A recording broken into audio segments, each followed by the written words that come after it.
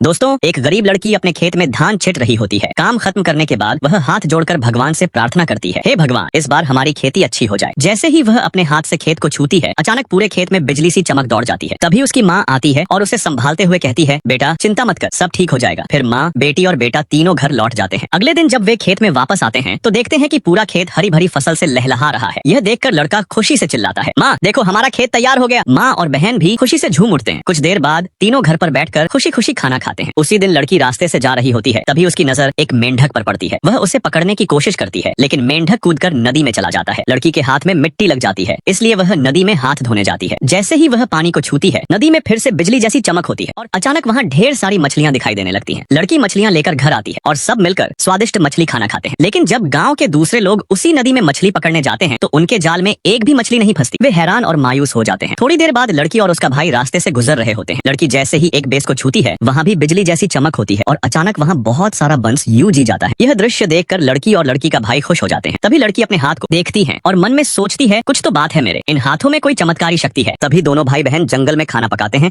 और मजे से खाते हैं। अगर ये चीजें को या कहानी अच्छी लगे तो वीडियो को लाइक, कमेंट और चैनल को सब्सक्राइब जरूर करें।